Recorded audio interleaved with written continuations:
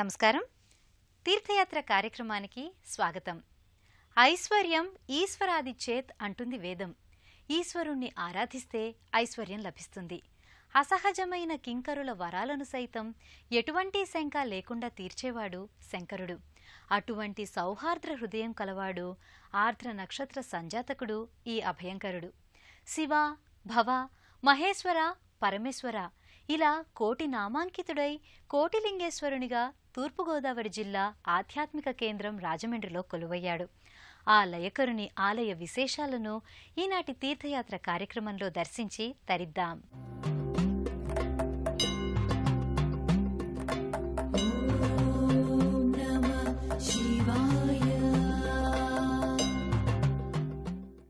అనేక పౌరాణిక విశిష్టతలకు అనేకానేక ఆలయాలకు అమరధామల్లా శోభిల్లే రాజమహేంద్రవరంగా ప్రసిద్ధికెక్కిన రాజమండ్రి ప్రముఖ తీర్థస్థలి. నిత్యం పరుగులిడుతూ వేదంలా ఘోషించే గోదావరి నది రాజమండ్రి పట్టణానికి ఎప్పటికీ వన్నెతరగని ఆభరణం. దేశంలో పలు ప్రాంతాల నుంచి భక్తులు రైలు, రోడ్ల మార్గం ద్వారా రాజమండ్రికి చాలా సులువుగా చేరుకుంటారు. పవిత్ర గోదావరి నది ఒడ్డున ఆలయాలకు సహజ సిద్ధంగా ఏర్పడ్డ ఛత్రములలాగా ముచ్చట గొలిపే కొబ్బరి చెట్ల మధ్యన సువిశాల ప్రాంగణంలో వెలసిన దివ్యాలయం శ్రీ ఉమా కోటిలింగేశ్వర స్వామి ఆలయం.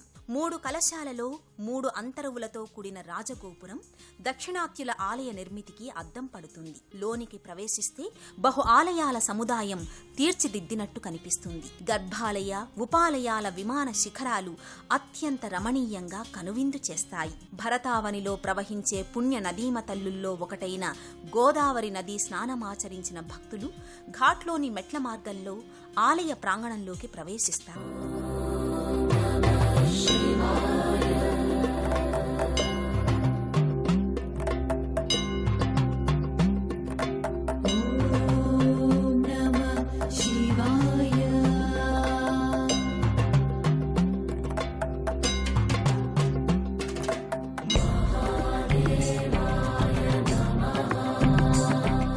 భక్తులంతా భక్తి శ్రద్ధలతో యాని కానిచ పాపాని జన్మాంతర కృతాని చ తాని తాని ప్రణశ్యంతి ప్రదక్షిణ పదే పదే అంటూ జన్మాంతరముల నుంచి చేసిన పాపాలను తొలగించమని వేడుకుంటూ ప్రదక్షిణలు చేస్తారు.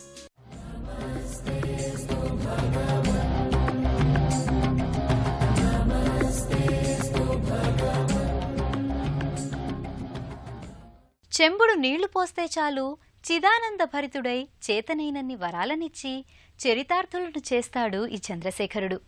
గుప్పెడు బూడిద అలదితే చాలు గంపెడు ఆశీస్సులను అందించే గొప్ప దేవుడు ఈ గంగాధరుడు.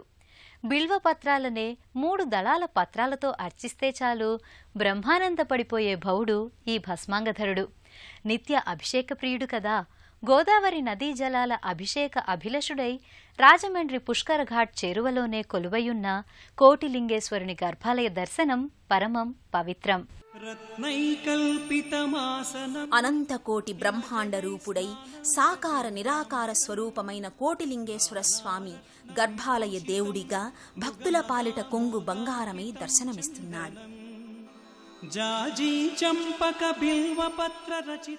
శివుడు రాక్షస సంహారం చేస్తుండగా కొన్ని శ్వేత బిందువులు రాక్షసులపై పడి వారంతా లింగాలుగా మారగా ఆ లింగాలను బ్రహ్మ విష్ణువులు స్థాపించుకుంటూ వచ్చారని, ఆ క్రమంలో చివరగా కాశీ నుంచి తెచ్చి స్థాపించిన కోటిలింగమే గర్భాలయంలో దర్శనమిస్తున్న శివలింగమని ప్రతీతి.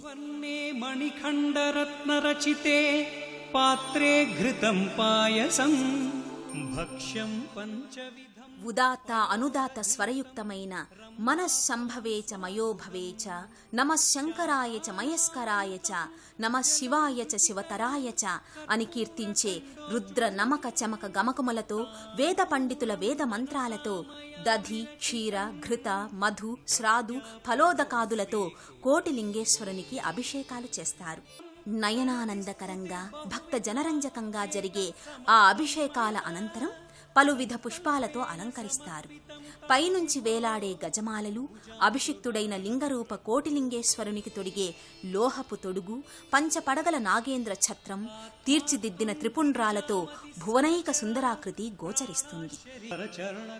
అర్చనాది సేవల అనంతరం కోటిలింగేశ్వరుని హారతినందుకుని శఠగోప ఆశీర్వచనాలు, తీర్థప్రసాదాలు గైకొంటారు భక్తులు. శైవ వైష్ణవ విభేదాల రక్తచరితలు ఎన్ని ఉన్నా దైవ స్వరూపాలుగా మాకే భేదమూ లేదని పదే పదే రుజువనర్చిన పురాణ దృష్టాంతాలు ఎన్నెన్నో ఉన్నాయి. సీత జాడకై వెళ్లే రాముడు శివలింగాల్ని ప్రతిష్ఠించుకుంటూ వెళ్లాడు. రావణ వధనానంతరం బ్రాహ్మణ హత్య పాతకం నుంచి విముక్తికై శైవలింగాల్ని ప్రతిష్ఠించుకుంటూ వచ్చింది విష్ణావతారుడైన రాముడే. అలా శైవ వైష్ణవ అభేదాన్ని ఈ రాజమండ్రి క్షేత్రంలో కూడా చాటుతూ ఈ శివాలయాన జగదభిరాముడు తన పరివార సమేతంగా కొలువయ్యాడు. గర్భాలయాన్ని దర్శించుకున్న భక్తజనం ఆ పక్కనే ఉన్న శ్రీ జానకీ లక్ష్మణ ఆంజనేయ సహితుడైన శ్రీరామచంద్రస్వామి ఉపాలయానికి చేరుకుంటారు. రామో విగ్రహవాన్ ధర్మః అంటుంది శాస్త్రం. ధర్మం ఏ విధంగా ఉంటుంది అంటే రాముణ్ణి చూపిస్తారట. అటువంటి ధర్మమూర్తి దశరథ తనయుడు భక్తుల మనోవాంఛ అభీష్టములను నెరవేర్చేందుకు కొలువై ఉన్నట్లు గర్భాలయంలో ముచ్చట గొలుపుతాడు. వేద వేదాంతాయ వేద్యాయ మేఘశ్యామల మూర్తయే పుంసామోహన రూపాయ పుణ్యశ్లోకాయ మంగళం. పురుషులకు కూడా మోహనం కలిగేంత మోహనాకారునికి భక్తి శ్రద్ధలతో మంగళ నీరాజనాలు అందిస్తారు భక్తులు.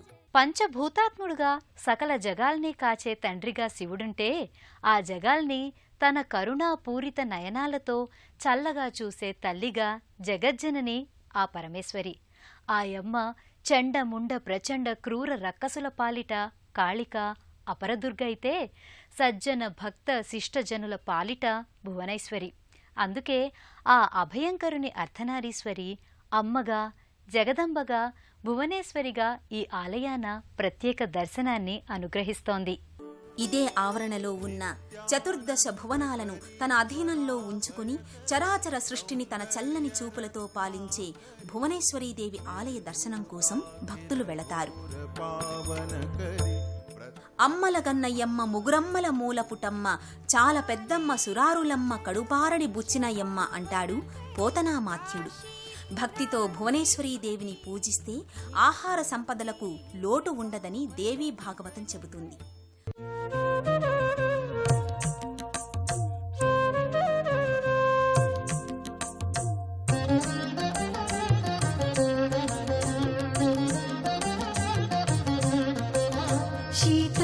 శిఖరాన పగడాలు తాపించు మా తల్లిలత్తుకకు నీరాజనం, పెంపైన నీరాజనం, భక్తి పెంపైన నీరాజనం.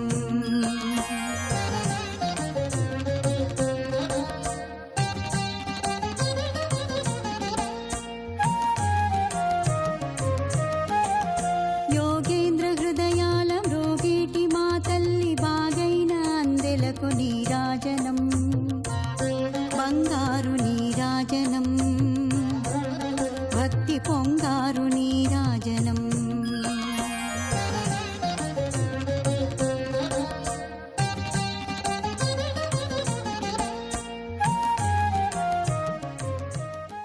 భోళాశంకరయ్య ఎక్కడుంటే అక్కడ ఓ కోలాహలమే. భంభం అంటూ ముజ్జగాలలో మార్మ్రోగే శంఖానాదం వలె, శివతాండవ సమయ మంగళతూర్య దుందుబీ నాదధ్వనుల వలె పెను జాతర కొలువుదీరి ఉంటుంది. ప్రమద గణాలన్నీ ఆయన వెంటే ఉన్నట్లు ఈ ముక్కంటి శివదొర ఉన్న ఇచ్చోటనే మరెందరో దేవీదేవతలు ఉపాలయ దేవతలుగా కొలువుదీరి మమ్మల్ని కూడా దర్శించి తరించమన్నట్లుంటారు. ఓ చిరుమంటపంలో తొలి పూజలందుకునే గణపతి శయన గణపతిలా హిరణ్యవర్ణుడై దర్శనమిస్తుంటాడు. బులిబులి తుండముతో బుజిబుజి దంతములతో చిన్న విగ్రహమైన మది నిండా బ్రహ్మాండమంత ఆనందాన్నిస్తాడు గణపతి. ఆ పక్కనే శ్రీ ఆనంద గురుగుహ సుబ్రహ్మణ్యేశ్వర స్వామి మందిరం ఉంటుంది. శివుని నందివలే కుమారస్వామి వాహనమైన నెమలి రాతి విగ్రహం ఉంటుంది. శివపుత్రునిగా ఈ శైవాలయంలో ఉపాలయ దేవుడిగా శ్రీ సుబ్రహ్మణ్య స్వామి అపురూపమైన దర్శనాన్ని అనుగ్రహిస్తుంటాడు. ఆరోగ్య ప్రదాత అయిన షణ్ముఖుని దర్శించుకున్న భక్తులు ఇదే ఆవరణలో ఉన్న రుద్రరూపుడైన శివుని జటాజూటం నుంచి ఉద్భవించిన వీరభద్రుని చెంతకు వస్తారు.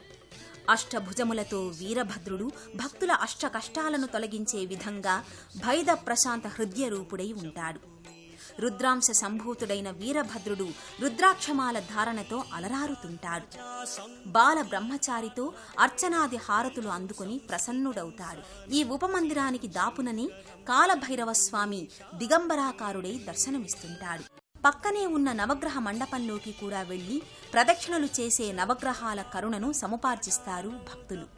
నవగ్రహాల్లో శక్తిమంతమైన గ్రహం శనిగ్రహం. భక్తుల జన్మశని, అర్ధాష్టమ శని, అష్టమ శని, ఏలినాటి శని దోషాలను పారద్రోలే విధంగా శనికి తైలాభిషేకాలు నిర్వహించుకుని శనిదేవుని కృపకు పాత్రులవుతారు. ఈ ఆలయ ఆవరణలోనే ఉన్న ఓ వృక్షరాజం కింద వివిధ నాగ ప్రతిమలు, జంటనాగ ప్రతిమలు వరుసగా ఉంటాయి. నాగదోష, కాలసర్పదోష పీడిత జాతకులు ఇక్కడ వాటిని స్వయంగా ప్రతిష్ఠించి తమ దోషాల తీవ్రతను ఉపశమించుకుంటారు.